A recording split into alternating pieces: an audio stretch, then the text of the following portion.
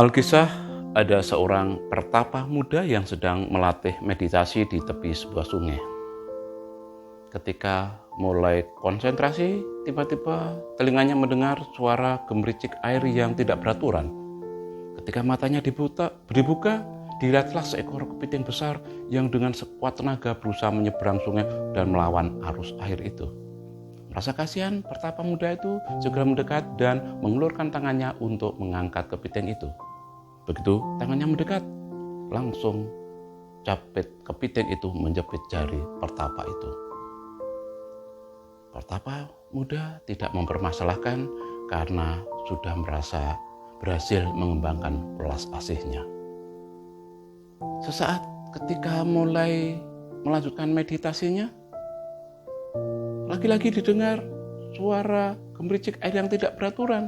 Ternyata dilihatlah kepiting itu jatuh di sungai itu dan dengan sekuat tenaga berusaha menepi kembali. Lagi-lagi pertapa muda itu mengulurkan tangannya membantu kepiting untuk menepi. Dan begitu tangan mendekat, lagi-lagi kepiting itu menjepitnya sehingga jari pertapa muda ini berdarah. Dan itu terulang beberapa kali seperti itu sampai jari pertapa muda itu bengkak. Saat itu lewatlah seorang tua dan bertanya, apa yang dilakukan?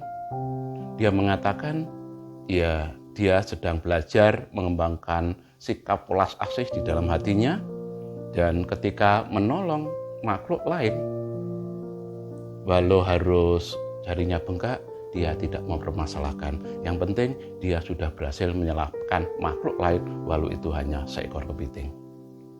Kemudian dilihatlah kepiting itu kembali ke air. Ketika kepiting berusaha dengan sekuat tenaga menepi, Pak tua ini mengambil ranting, kemudian menjulurkan ranting itu ke dalam kepiting, kemudian serta-merta kepiting itu menjepit ranting itu dengan capitnya, kemudian ditepikan oleh Pak tua ini. Anak muda, keinginanmu untuk membantu makhluk lain itu adalah cerminan hatimu yang baik. Namun, melakukan kebaikan harus disertai dengan kebijaksanaan. Kalau dengan ranting saja bisa menolong, mengapa kamu harus mengorbankan dirimu sendiri? Bacaan yang diperdengarkan oleh gereja kepada kita hari ini lebih kurang memiliki makna yang sama, yaitu ketika Yesus menyampaikan pesannya kepada 12 muridnya. Lihat, aku mengutus kalian seperti domba ke tengah-tengah serigala. Sebab itu, hendaklah kalian cerdik seperti ular dan tulus seperti merpati. Murid-murid Tuhan Yesus tidak hanya diminta berhati tulus, tetapi juga diutus untuk menjadi pribadi yang cerdik. Mengapa? Karena Yesus juga melanjutkan, tetapi waspadalah terhadap semua orang.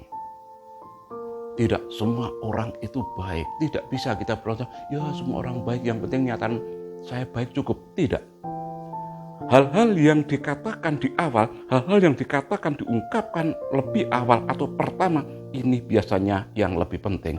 Yesus mengatakan, hendaklah kalian cerdik. Pertama-tama kita justru diminta untuk cerdik. Mari kita refleksikan, sungguhkah selama ini kita juga senantiasa berusaha untuk cerdik?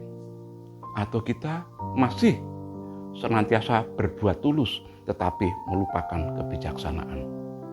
Kalau dengan ranting bisa menolong makhluk lain, mengapa untuk menolong makhluk lain harus mengorbankan jari kita sampai berdarah-darah? Semua jalannya kini sudah mulus, tak terasa lagi saat jalannya naik. Yesus tak hanya meminta tulus, tetapi kita juga harus cerdik. Akhirnya, dari Gua Maria Sendangrejo di Kota Blitar, kembali saya sampaikan, salam pijar kasih.